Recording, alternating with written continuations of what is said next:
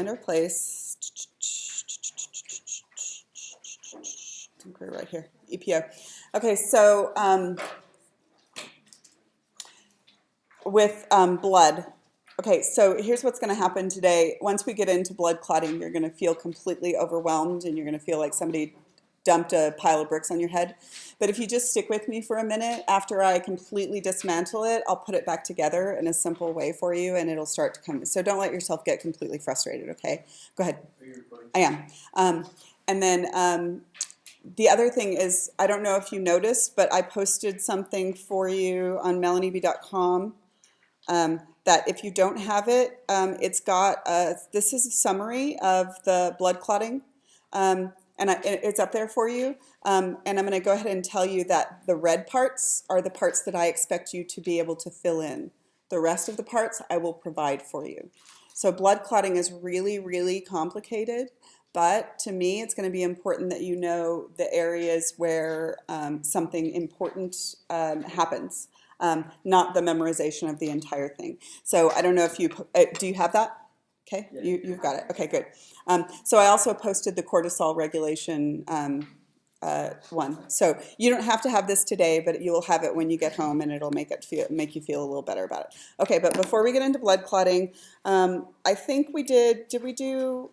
Were we on 4 erythropoietin? Yeah. General information about blood. Okay. No. We got to talk. No, wait. We didn't do any of this? General information about blood? Oh, you guys are screwed. Okay, so general information about blood we're going to go through really quickly. Blood has a higher viscosity than water. It's about 5 times as viscous. It's a little bit warmer than your body temperature as a whole. It has a very tightly constrained pH, 7.35 to 7.45. Get lower or higher and you start protein denaturation. The two organs that are primarily responsible for keeping that really tightly constrained are your liver and your kidneys. And we're going to talk about that later this semester. Okay, it's isotonic to about 0.9% saline. And guys, because of a generally larger body size, they usually have almost a liter more of blood than females. So females usually have between 4 and 5 liters, and males usually have between 5 and 6 liters. And then we will see today that the components of male and female blood are slightly different as well. The primary functions of blood, transport, right? Gas transport from lungs to tissues and from tissues back to lungs. Hormone transport from the site it's made until their target cells. Nutrient transport from the site of absorption to wherever you need them. And then waste transport to mostly liver, kidneys, and skin is where you get rid of those things. Your blood regulates your body pH because it's got buffers in it.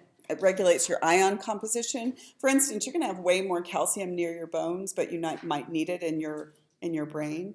So the circulatory mechanism, it's like an air conditioner for almost all of your things, like from where it's concentrated to where it's not. And your blood is the only thing that can clot, the only fluid in your body that can clot. Because it can clot, it helps you regulate all of your other fluid volumes because it's the one that can stop fluid loss. And your blood is protective. It also has both antibodies and white blood cells in it. And it's helping to stabilize your body temperature. So again, that sort of air conditioner. If I have an area that's really metabolically active, it's going to be really warm, right? But I can actually cool it down because I've got blood that's coursing to the cooler parts of my body, to the warmer parts of my body. So blood regulates your body temperature. Okay, so let's get into red blood cell physiology. Okay, so red blood cells are made by the process of erythropoiesis. And I hope you've heard that term before, have you? Okay, erythropoiesis, let's go here for a second. Erythropoiesis is a subtype of hematopoiesis. Hematopoiesis is making all of your blood cells, right? But what we're going to be concerned with is right here, which is erythropoiesis, actually making red blood cells. The process of making red blood cells occurs, of course, in your red bone marrow, right? And there are some components that are necessary to do that. So let's see what's necessary. Iron is necessary for red blood cell synthesis because we will see that iron is central to hemoglobin, right? And so as far as how you make iron, what the whole story about iron is that I have a recycling mechanism for iron. Let's talk about it. Okay, so I take in iron via my digestive tract, and just so you know, you can actually change the amount that you absorb based on your body's needs. So if you are iron deficient, you will absorb slightly more iron from what you eat. And then what's going to happen is this iron ultimately is going to be delivered to your red bone marrow for hemoglobin synthesis. You guys with me? If I am always losing a little bit of iron because most forms of iron are water soluble. So when you urinate, when you sweat, and when you menstruate, you are going to lose iron. Of course, women lose very vascular tissue when they're menstruating. It's actually not blood. A lot of people refer to it as that. It's actually tissue. It's the endometrium of the uterus, which is super duper vascular.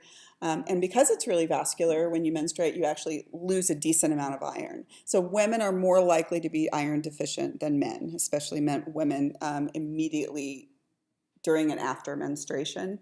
So you have to have a mechanism to get it back in the body, and the mechanism is via your food. Liver, shellfish, meat, leafy green vegetables, citrus fruits, those are the primary sources of iron. When I was a little kid, I was really, really iron deficient, and I was also a redneck. So my mom used to fry up chicken livers and stick them on the bottom shelf with some little toothpicks in them, and I'd just toddle up and eat myself a chicken liver. I also loved spinach back then, but so I'm not anemic anymore. Thanks, Mom. So excess iron, one of the reasons liver is really, really a good source of iron is that that's where all mammals and birds store their excess iron. If you ever have any excess, you store it in your liver. I am not telling you to go eat a whole bunch of liver because it also has way high levels of cholesterol in it, okay?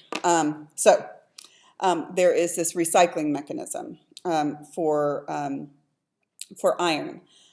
So the other things that you need in order to make red blood cells are folic acid, also called folate, and vitamin B12. These two collectively are needed for DNA synthesis, which is the precursors to cell division, right? Before you divide any cell, you have to double the DNA before you divide it. Now, your bone marrow is a big old cell division party because you are constantly making all cells, including red blood cells. So folic acid or folate and vitamin B12 are necessary. And folic acid, by the way, is specifically necessary for thymine synthesis. You remember the 4 bases in DNA? Adenine, thymine, guanine, and cytosine. So you need it for your thymine synthesis. Where do you get that? Green plants, yeast, liver, and citrus. So the only reason I want to take a second and talk about this one is that folic acid is absolutely necessary, not just for red blood cell synthesis, but also for the proper development of the nervous system. And so one of the things that we have figured out within about the last 25 years is if you want a woman to have a healthy pregnancy with no neural tube defects, including, for instance, spina bifida, you need to make sure that she has adequate levels of folate or folic acid during the first trimester of pregnancy.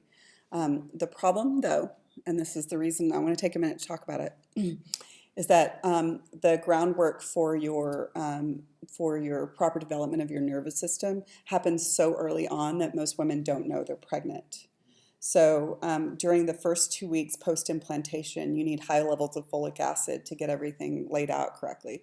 The reason I want to mention this is because if you are sexually active and you wouldn't terminate a pregnancy, you need to watch your folic acid. You need to make sure that you are actually taking adequate levels of folic acid.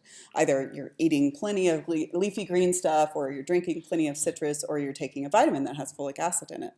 So now there was a major education campaign about folic acid, and it reduced the likelihood of neural tube defects dramatically in this country. But a lot of people still don't know about it, so there you go. You don't want, if you're going to have a pregnancy, you don't want one with a messed up nervous system, right? Definitely not. Okay, and then vitamin B12. Vitamin B12 here is only found in animal products in high levels. So if you are a vegan and you want to have a healthy pregnancy, you're going to have to be very careful about coming up with ways to supplement your vitamin B12. I say it's only found in animal products, but that's with an asterisk, in high quantities. Go ahead. It's water soluble, so unless you had outrageously high levels of it, you're probably going to be totally cool because your kidneys will just pee it out. You're just going to have expensive pee when you're taking multivitamins that you don't need. And most of us, by the way, they say most of us don't need multivitamins at all, but it's a safety issue when you're like, maybe could have a pregnancy, you know? Okay. All right, so now let's get to EPO, erythropoietin. Okay, so I know you guys want one more hormone, like more than anything. It's going to be my Christmas gift to you. So EPO, which is erythropoietin, is a new hormone. Yay! And it is released by the kidney, okay? And it's part of this story. So here's the deal. Every time blood goes by anywhere, you can, for instance, assess how much oxygen is in it. Too little, too much. Perfect. What happens with the kidneys is the kidneys, every time blood goes through them, they assess the oxygen content. And if the blood going through the kidneys is hypoxic, meaning too little oxygen, stick with me for a second, they are going to release a hormone called erythropoietin, abbreviated EPO. EPO is going to target the bone marrow, red bone marrow, and cause erythropoiesis. So erythropoietin causes erythropoiesis, right? And of course, this is not going to be a quick feedback mechanism because then you're going to have to do red blood cell synthesis and then give yourself a while, sometimes a week or so, and then maybe your oxygen level comes up and then the kidneys stop releasing EPO, right? So do you see that this is a little feedback mechanism, right? And now I'm going to ask you, which category does it fit in? This hormone fits into which category? Hormonal regulation of hormone secretion, humoral, which is non-hormone or non-hormone nutrient or ion substance, or nervous system regulation. Humoral. This is another example of humoral because what feeds back is the oxygen content. Does that make sense? Okay. So just conceptually, why would you be hypoxic? Well, there are a bunch of different reasons that you could be hypoxic. The hypoxia that triggers EPO release could be because what if I just gave blood or just hemorrhaged? Right, then you'd be low and you'd have EPO, right? Okay. Or what if I increased, not once, but over a long period of time, the demand for oxygen, like my skeletal muscles were gobbling it up because I started training for a marathon. Can you see that eventually that would cause me to release EPO? Yes? So exercise will cause you to release EPO, which means that people who are very active in cardiovascular exercise have more red blood cells than the rest of us. Or moving to Utah. Moving to Utah can do it as well. Moving to Utah from Texas, I was hypoxic, right? I did not have adequate red blood cells, right? And you don't start to make red blood cells every single time you get hypoxic. It has to be a relatively consistent error message, right? Because that's an expensive thing to commit to making more red blood cells. So after I was here for a week or two, then my body was like, you're staying? Really? Really, Mel? And then, I released EPO and started making more red blood cells. Does that make sense? Okay. So COPD can do it as well. I don't know if you guys know COPD. COPD is chronic obstructive pulmonary disease. It's like a really broad term that means something is causing problems with getting adequate levels of oxygen in. It could be chronic bronchitis. It could be emphysema. It could be respiratory, what?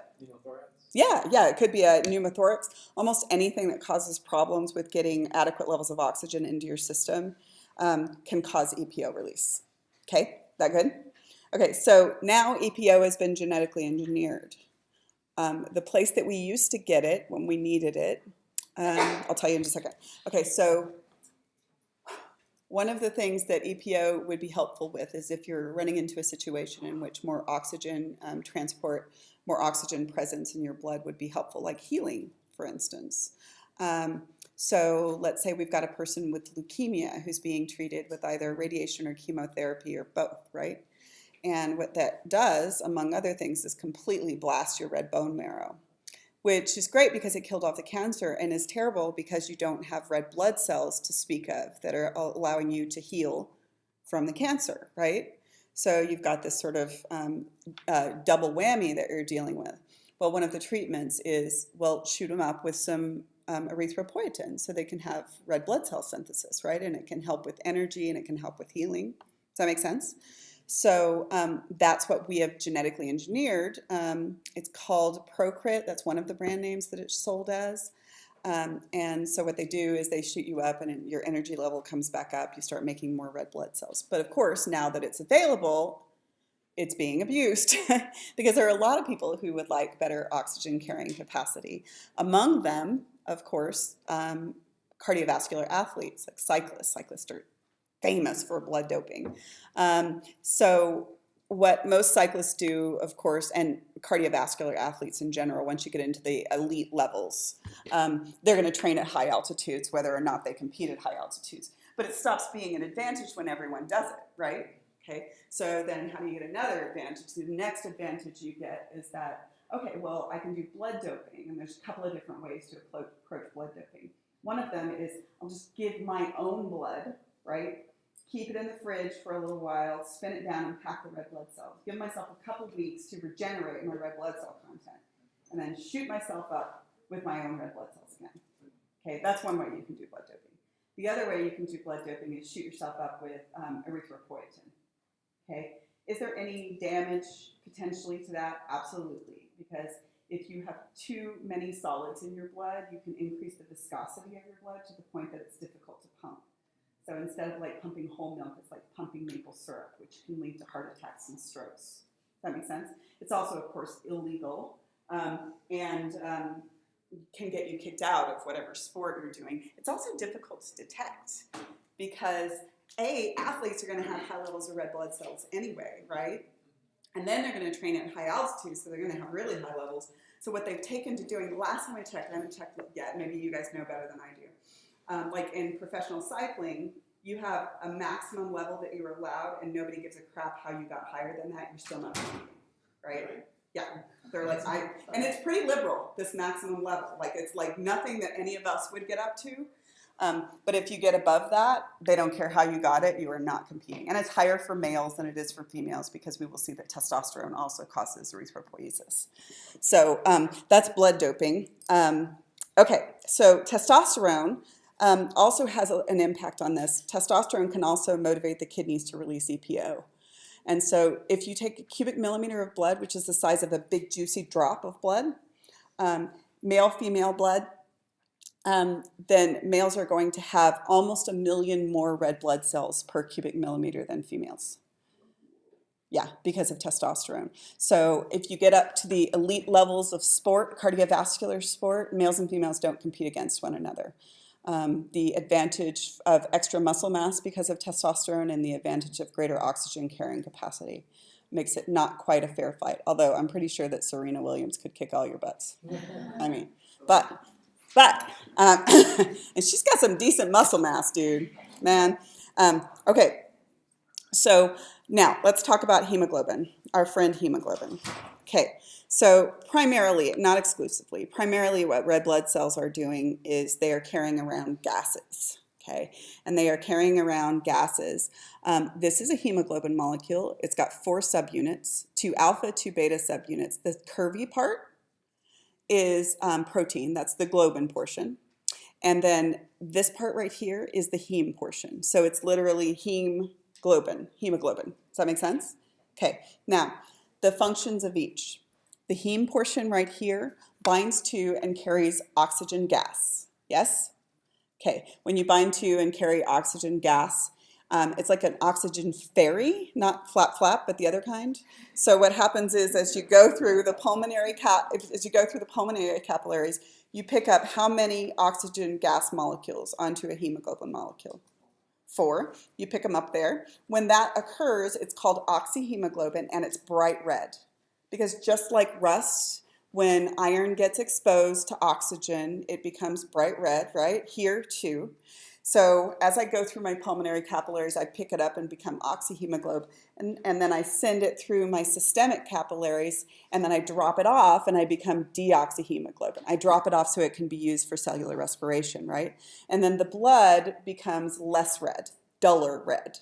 It is not blue, although my son does not believe me still. He says that blood is blue. He says, Mom, look at the blood, it's blue. And I'm like, no, do I have to cut myself to prove myself to you?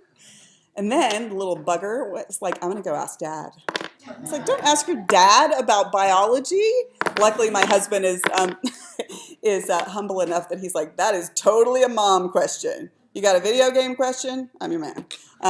So it is not blue. It is less red. That's deoxyhemoglobin when it falls off. So what happens is you're just in a continual, like, picking up oxygen, dropping off oxygen, picking up oxygen, dropping off oxygen. Okay, so now males, because of testosterone and because of the greater red blood cell content, they have more hemoglobin per volume than females do.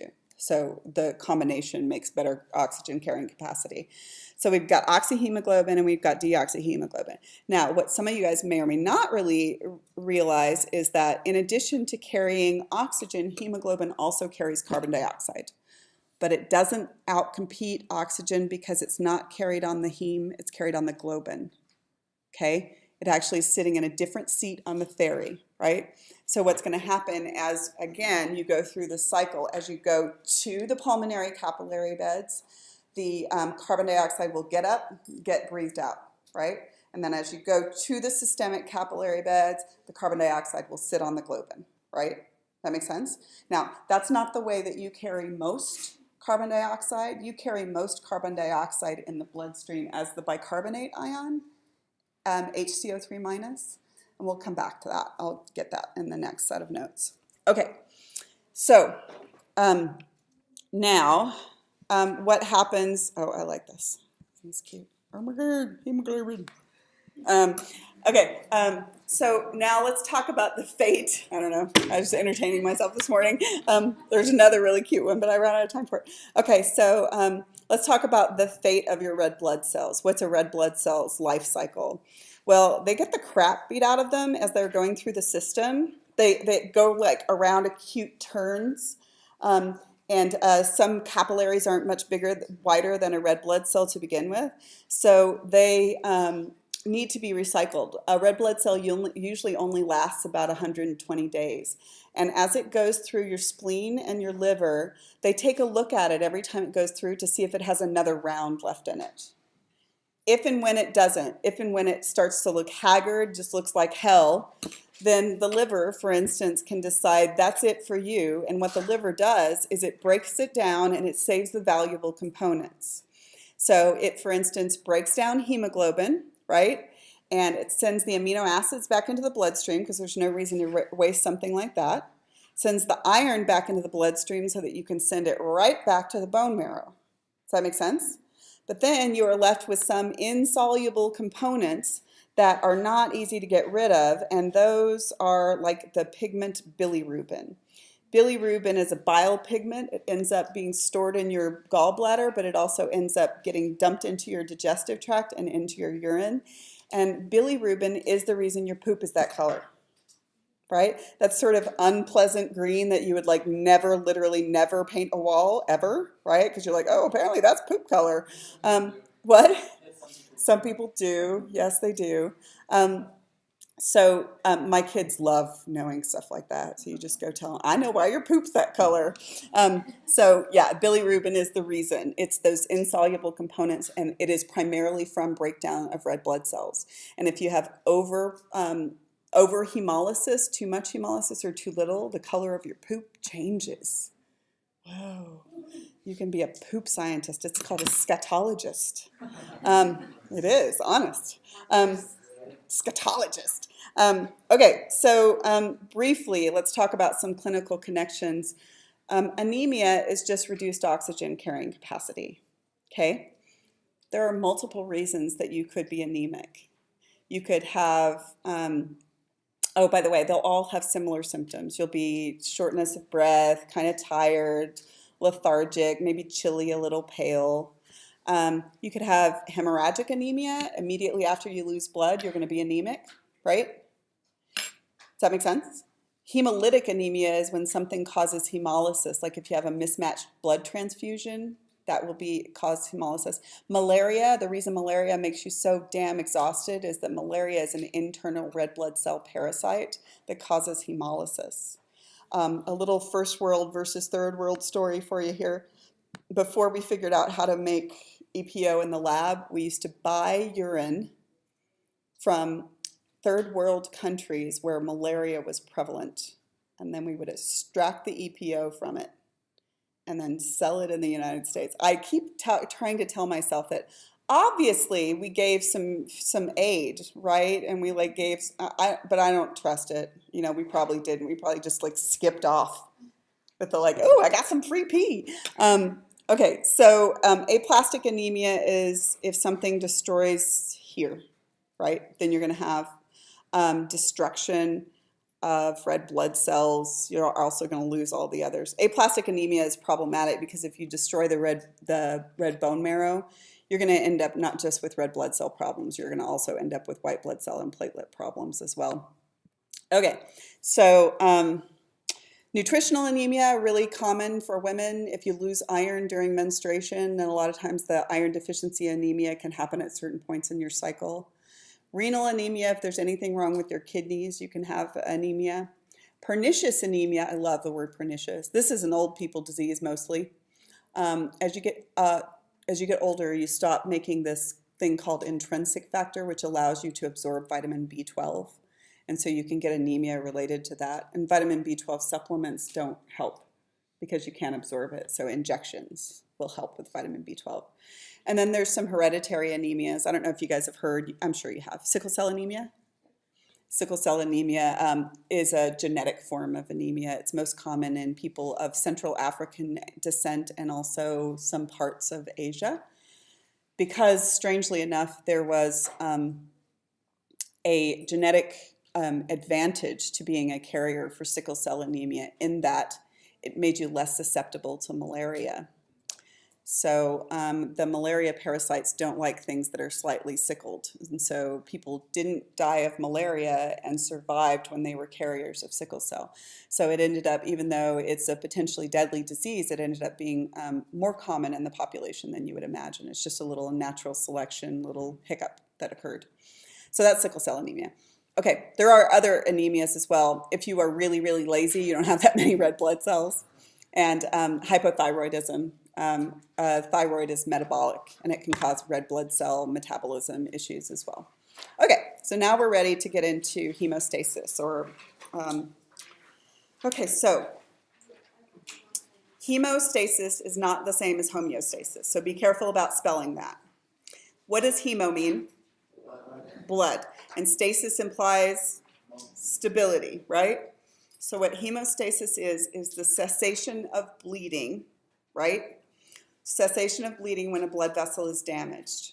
Okay, so we're going to get started on it. There's only one part of this that is complicated, and we can do that together. But first, let's look at the forest. The forest is that there are 5 stages to hemostasis. Here they are. I want you to imagine that I damaged my a vein, not an artery. Veins are way, way easier to clot. Okay, I damaged a vein in my arm. Maybe I actually did an injection. Maybe I did a blood draw. So I damaged a vein in my arm. So what I want to know is how am I going to go through that healing process? First off, because you guys are smart, you know that the blood in my veins in my arms is heading up this direction. Okay, so the first stage of hemostasis is vasoconstriction. Okay, so you guys tell me, where does it make sense to vasoconstrict? Downstream or upstream? Downstream. So that's what's going to happen. The first stage is vasoconstriction. If you got a hole in the hose, kink the hose. Okay. And then the next stage is the platelets are going to start to congregate in that area. That's called platelet plug formation. It's like a log jam. It's not actually a clot, but it's like so many platelets are in the area that if it's a small enough hole, it might be adequate. And then the next phase is coagulation, when you actually form this sticky spiderwebby clot. So this is a clot. It's not just a blob of platelets. And this right here, all of these fibers are really like a spider web. They will catch anything that goes by, and you can see how that would be effective with plugging a hole, right? Okay, so that's called coagulation. That's phase number 3. The 4th phase is after coagulation, the clot starts to retract, and it actually pulls the sides of the wound together so that healing is easier. And then the last phase is everything's cool, get rid of all these insoluble fibers so that you can maintain blood flow again. Okay, so there are 5 stages of hemostasis: vasoconstriction, platelet plug formation, right? Coagulation, clot retraction, And then the last phase is called fibrinolysis, which is getting rid of these fibers. Okay, so there's only one phase that's hard. Okay, so vasoconstriction, first phase. Why does vasoconstriction occur? We actually don't know. We think it's a combination of paracrine agents that are being released and maybe a nervous system response to damage, probably both. We do know that there are some important things that are released. You get ADP released upon damage, you get thromboxane A2, serotonin. All of these are paracrine agents, and it seems as if what they are saying is vasoconstrict. And you will vasoconstrict in every vessel except a capillary. Why do capillaries not vasoconstrict? You still need to have gas. What? You still need gas exchange. Nope, it's because of something anatomical about a capillary. What do they not have in their wall? They're They don't have smooth muscle in their wall, right? They can't vasoconstrict. So capillaries don't really have anything to vasoconstrict in them. So everything but a capillary will vasoconstrict when damaged. Okay, the next phase is platelet plug formation. So here's what happens with platelets. I always say with platelets that they need to be supervised. They're like teenagers. If you let them congregate unsupervised, somebody's going to get knocked up. Platelets, what they're going to do is platelets will react to a new thing that's present that indicates damage. So for those of you who remember your anatomy, you remember that the insides of blood vessels should be epithelial tissue. Epithelial tissue doesn't have collagen fibers, right? Okay, so if a platelet comes into contact with an exposed collagen fiber, that's a good indication that damage has occurred, okay? So here's what occurs. As soon as a platelet comes into contact with a collagen fiber, that platelet will open some ion channels and close others. And so what it will do is kind of become polar, like a little bit of a positive side and negative side, which will make it more likely to attract other platelets. And then it will also start to release paracrine agents, starting a little positive feedback. All the platelets come congregate, right? It's like sending out a mass text message. We're congregating over here, right? And so as platelets go by, they just continue to form this little log jam, which is called a platelet plug, because of the release of these things, the thromboxane A2, ADP, also some other things like von Willebrand factor. This one is important because one of the forms of hemophilia is a lack of the ability to form this von Willebrand factor. And then also look at the other things that are involved in platelet plug formation. Epinephrine is released. It causes platelets to come. Serotonin, ADP, prostaglandin, thromboxane A2. And what do they all say? They all say, here, come right here. We need a big platelet plug right here. Now, the platelet plug is not a clot, but if the hole is big enough, it might serve the purpose, right? If the hole is small enough, it might actually plug it. Is that okay? So that's a platelet plug formation. So that takes about a minute to form a platelet plug. Okay, you are still vasoconstricted. The vasoconstriction lasts for about 30 minutes because you're fixing the hose, right? And now I'm forming this platelet plug, and it takes about a minute. And so a couple of things. It's not the same as a clot. It usually precedes a clot, though. So sort of concept question. Well, since this is a little positive feedback and it keeps attracting more platelets and more platelets, what prevents it from filling up the whole vessel? Well, the interesting thing is these platelets are responding to the exposed collagen fibers, but the undamaged tissue at the sides is releasing things that say, keep moving, nothing to see here, platelets. So you see you got this little positive feedback loop right at the site of damage, but in the areas around it, it's like no platelets, don't stop, keep going, right? So these things are like prostacyclin and nitric oxide, and they just continue to say, don't stick here. So they stick at the damaged side and not elsewhere, so you don't end up filling up the whole vessel, right? Does that make sense? It's pretty cool. They only discovered that within like the last 15 years. Don't they stick to each other though? Platelets? Yeah, is that what you're saying? Is that they like have a positive and negative? These do, yes, but what happens is they're only going to be congregating right here, right? So as long as you don't have one stick over here, then you're fine. Over here they will, right? They'll stick to each other. You've only discovered this the last 10, 15 years, so we even have blood for it? No, not that. I'm talking about this part. Okay. What keeps it from extending beyond the site of injury. We have known about clotting for a long, long time. We couldn't quite figure out why clotting doesn't like clot the entire vessel. And then they figured out, oh, the healthy endothelial cells are releasing stuff that say, no, not here. Okay, all right. Okay, so now the Aspirin therapy, just briefly. What does aspirin therapy have to do with this? For people like me, I have a heart problem and I want to prevent inappropriate clotting. I have atrial fibrillation, which means I'm more likely to throw clots and have a stroke and a heart attack. So I do daily aspirin therapy because daily aspirin therapy takes out just one of these factors that starts that little positive feedback loop. It's really just the prostaglandins. But if you just take out one of them, it means you decrease the likelihood of inappropriate platelet plug formation. So even though they say it's a blood thinner or an anticoagulant, it's not really. It's an antiplatelet plug formation. And platelet plug will usually lead to coagulation, right? So that's how it works. So it prevents inappropriate clotting, but it also means that every time I run into the coffee table, I get an enormous bruise, right? Because it also slows down appropriate clotting, right? That makes sense? Okay. All right, so now we get into the complicated phase. And the complicated phase is called coagulation. And this is where you get to the point that you form these insoluble fibers, right? This is very much like a spider web. Okay, so you know what happens when you run into a spider web with your face. It's like the worst damn part of your whole day, maybe even your whole week. It's like stuck on everything. It's like, silly string. So what happens is I need to make some insoluble fibers, insoluble sticky fibers that will catch anything that goes by. And this will really help to make sure that you're not losing any more fluid. That's what this clot is. And this is a platelet right here, by the way. They usually start with a platelet plug formation. Now the red blood cells aren't part of this story, they just got caught. They're basically just the flies that got caught. Okay, so the coagulation phase. So what happens with blood, if you let it sit for long enough, then you're going to start to form a clot because the platelets will congregate if you let it sit for long enough. And a clot is really kind of gelatinous because it's got all those little cross-linked fibers in it. I don't know if you've ever seen blood like sit out for a little while. It becomes kind of a little gelatinous blob. And have you ever noticed that it kind of squeezes out yellow, clear yellow stuff at the edge?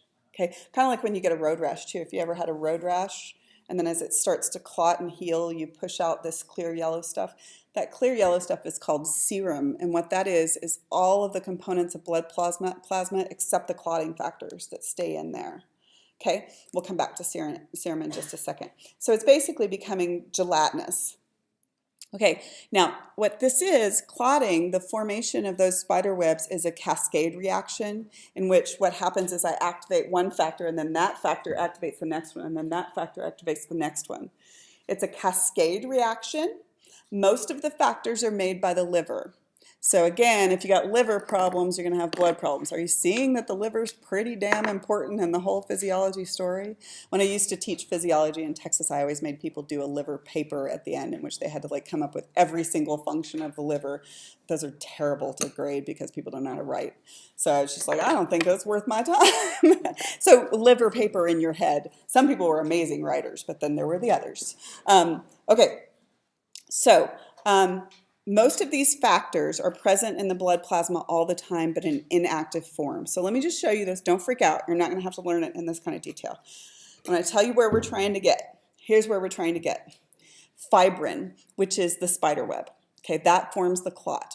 But what I want you to see is this. Notice that if I have this in an inactive form, I get it activated, and then it activates something else, and then it activates something else, and then it activates something else. Do you see that?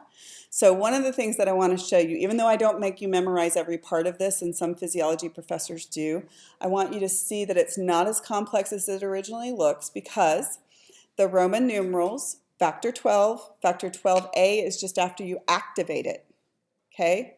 And then factor 11A is after you activate it, right? So there are half as many as it looks like.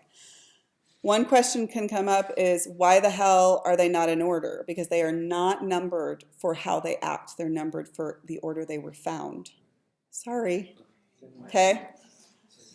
But I don't have you memorize them by number except for one of them. There's one that you have to know by number, but I'll simplify it for you so it's not going to be that bad. Okay, so each clotting factor has a Roman numeral associated with it, and when it gets activated, it gets an A added to it. Now, the other thing that I want you to see is how important calcium is in this whole story. I want you to see that calcium is used here, here, here, and here. So, to reiterate, as we've said several times this semester, calcium is absolutely necessary for blood clotting. It's necessary for every single part of blood clotting. And if you don't have enough calcium, you won't clot. Okay, so clotting takes usually between 3 and 6 minutes. Obviously, you're going to be able to clot more effectively at lower pressures because you're not going to like carry everything away, right? It's like a spider web in a gale force wind is going to have a little trouble. So arteries are harder to clot. They're not impossible than veins. Okay, so there are 3 stages of the formation of a clot, 3 stages of coagulation. So the first thing is you have to get, so stick with me for a second. Do you see that in order to get the fibrin, you have to get here? Do you see that? Do you see that I don't care how you got here, you have to get here before you get fibrin? Okay, this is an enzyme called prothrombinase. And we'll come back to how you get it in just a second. So let's assume that you got prothrombinase, and then let me tell you its part of the story. And then we'll come back to like how you get prothrombinase. So, keep losing the thing. There it is. Okay.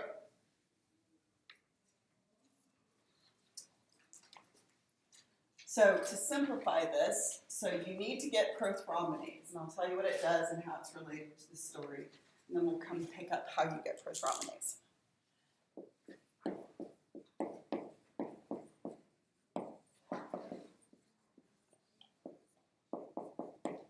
Okay, once you have prothrombinase, you're going to get a clot, okay? Because here's what prothrombinase is going to do. It's going to interact with this protein that's always here called prothrombin.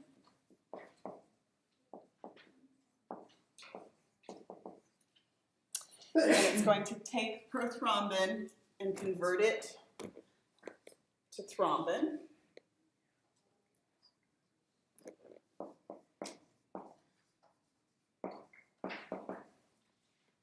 So let me slow down and show you that you don't have to memorize this because it's really easy. Pro means what? Pre or before, exactly. Prothrombin to thrombin via this enzyme called prothrombinase. Good? And then what thrombin does is thrombin is now present and can convert another inactive protein called fibrinogen, okay, to fibrin. And fibrin is the one, that's the spider web. Once you stabilize it, it will form a spider web. Stabilized to form a clot. Okay, so it's a little cascade, right? This one was present but inactive. I just activated it, and now this one can, right? Does that make sense? So, conceptual question. What is the advantage to having all of these inactive ones in the bloodstream versus making them when you need them? Yeah, because we don't want to fart around when it comes to blood clotting, right? We want this to go very, very quickly when it occurs. Okay, so are we okay with that? Okay, so now that's where we are, okay? Now, I'm going to back up and talk about the 2 ways that you can get factor 10A, which is this one. It's the only one I'll make you memorize by number because it's really an important part of the story, okay? 10A is prothrombinase. Do you see where it is in there, factor 10A? Okay. Okay, so there's 2 different pathways that you can use to get prothrombinase. Stick with me for a second. One of them is called the intrinsic pathway. One of them is called the extrinsic pathway. So I'm going to give you 2 different scenarios, and you're going to match them to the name, okay? One of those 2 pathways, intrinsic or extrinsic, starts with those platelets from inside the bloodstream. The other one starts because of tissue damage or vessel damage.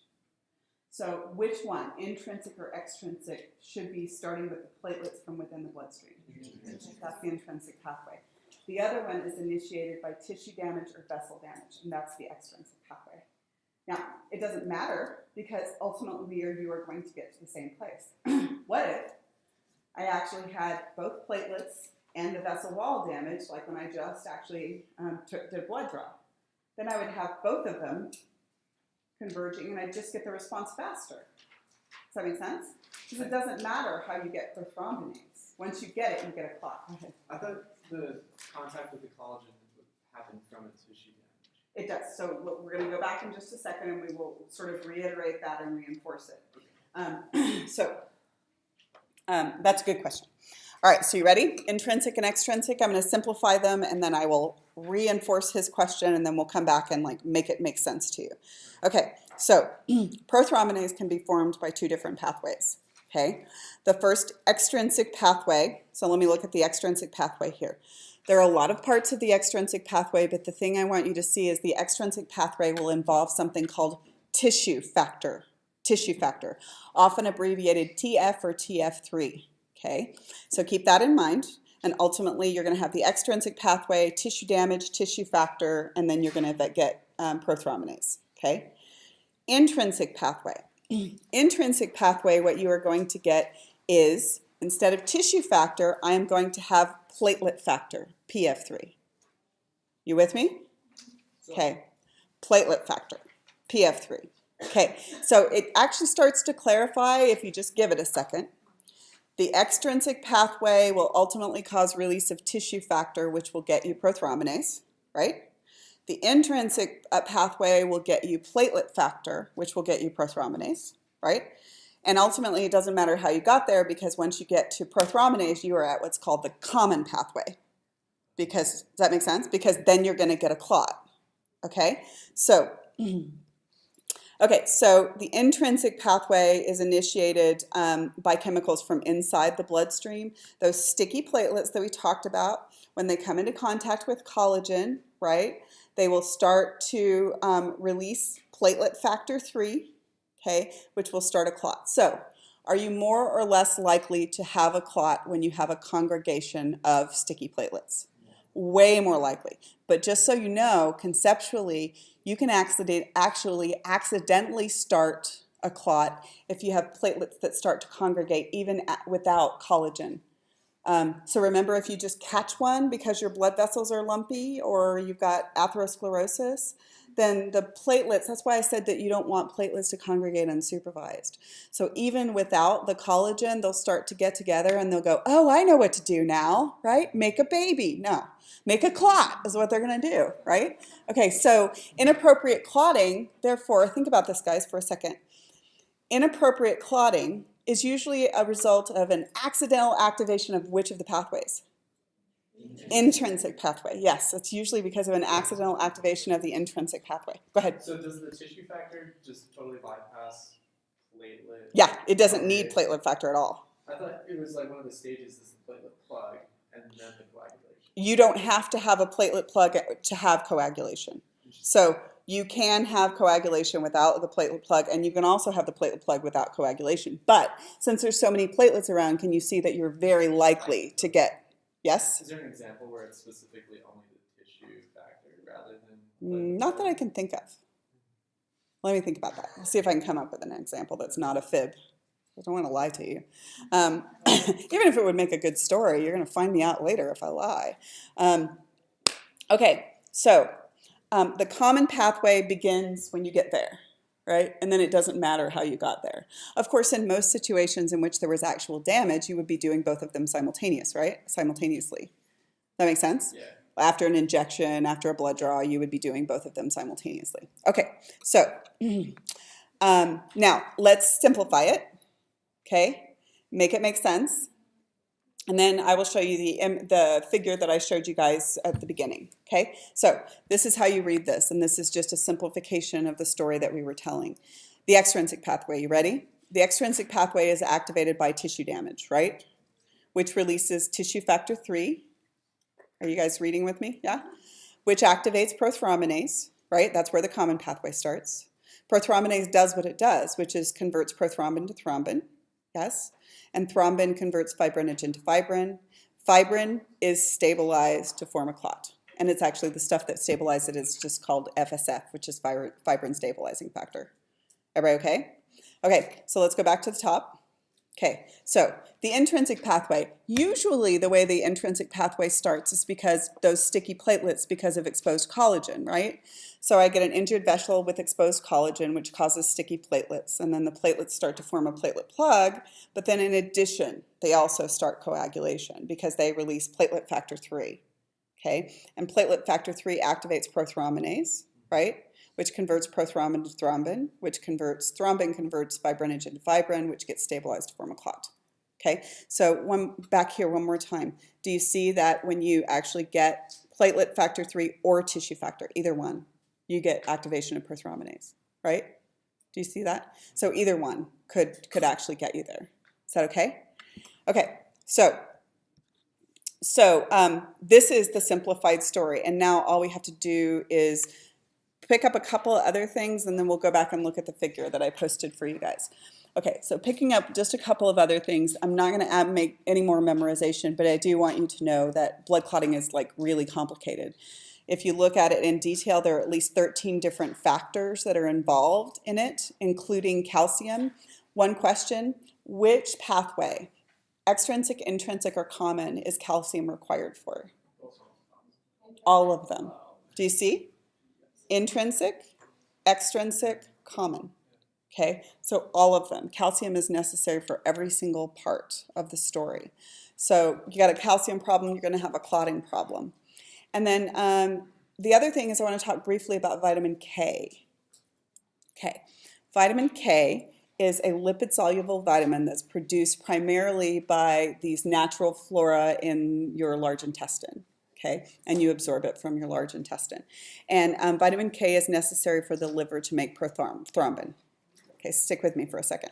So if you didn't have prothrombin, you'd be hosed because you couldn't do any of the pathways, right? Okay, all right, so now vitamin K injections and newborns. What is that all related to? Well, you've got a newborn, right? And their large intestine really hasn't been colonized yet, right? Okay.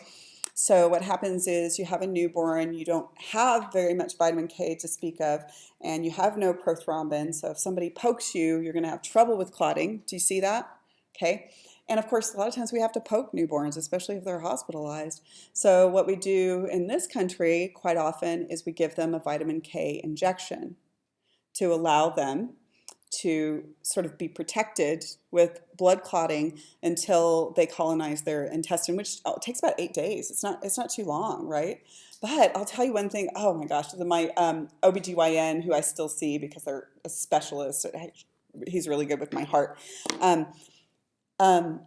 told me that he has a bunch of women who are now foregoing vitamin K injections because they're confusing them with the anti-vaccination movement.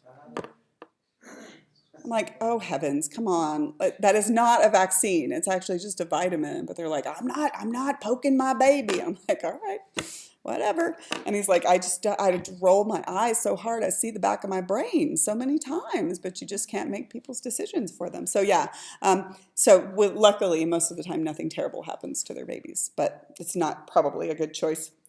Okay, so let's look here. So this is the figure that I gave you guys. Okay, this is the figure that has some things left out, but I filled them in for you. So let me just see. If you look at this side, right, and it's starting with tissue damage, then what pathway is that? Extrinsic pathway. And notice that the extrinsic pathway releases tissue factor 3, right? And if you have a bunch of other stuff, which I will fill in for you, right? But definitely you need to know that calcium is part of the process. Then what you are going to end up getting is activating factor 10 to 10A, which is prothrombinase. And that starts the common pathway, right? And then the common pathway says that prothrombinase activates prothrombin to thrombin, yes? And thrombin activates fibrinogen to fibrin, and then you get a clot. Good? And then last thing here is just this. And that is, this one starts with the platelets, right? Okay, and they release platelet factor 3, which means it's the what pathway? Intrinsic pathway. As long as you've got calcium and some other stuff, you're going to get back to the common pathway. You get prothrombinase, which activates prothrombin to thrombin. Thrombin activates fibrinogen to fibrin, and then you get a clot. Good? Go ahead. I guess just with that photo, to me, I don't know if it's supposed to make an image like this, but is this before, like, let's say it's that way, and then it's becoming less centralized with like the extrinsic pathway? I don't actually know. I don't know what it's trying to imply. I don't know where the heart is. Never thought about it before. Okay, we have 2 more stages to go through real quick.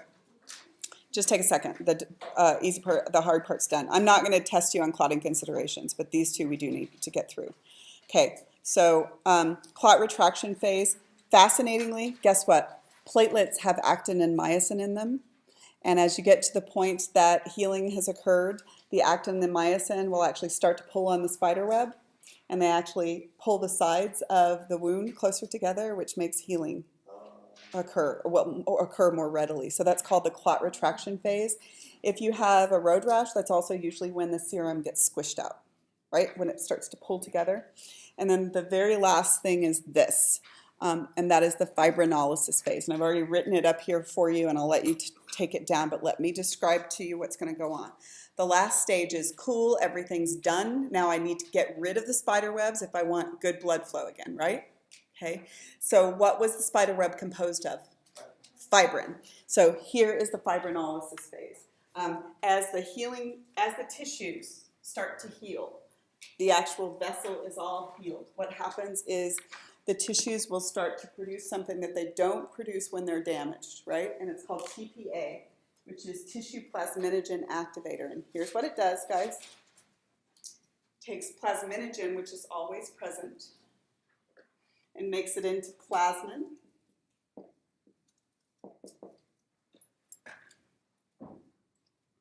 And plasmin dissolves fibrin. Good?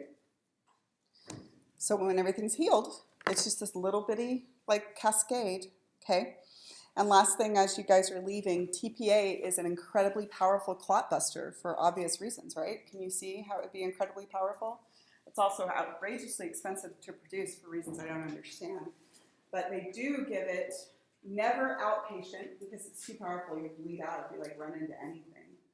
But inpatient, if I had a stroke and I had good insurance, then they can shoot you up with TPA to keep you from having a second stroke. Okay, they don't usually do it with heart attacks for whatever reason. I don't know why. What do they give people with bad insurance? Yeah, wave. Paddle back. Yeah, some juice. Maybe.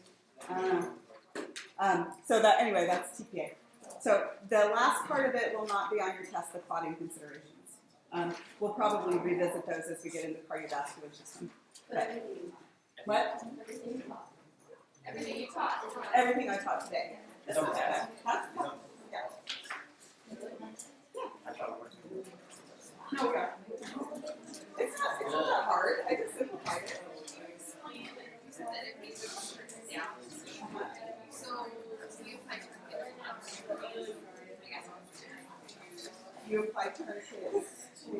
like if somebody gets shot in their arm, and like it's, yeah. So arteries from this way. Right.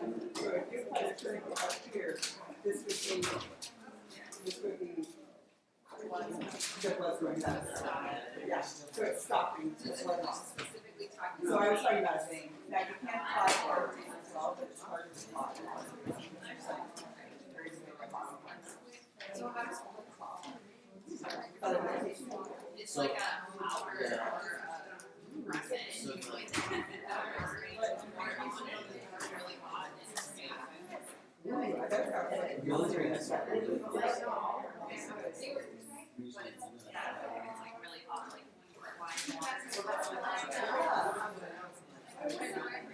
What? Okay, thanks. So I didn't even know that existed. So you would tell me. That's also I think that they use TPA in heart cases because it's like, so in the brain, we lose the guy so quickly, right? Right. In the heart itself, you can get blood to the body. It's not a total clot, but It's true, yeah. But if you damage your brain, you're dead.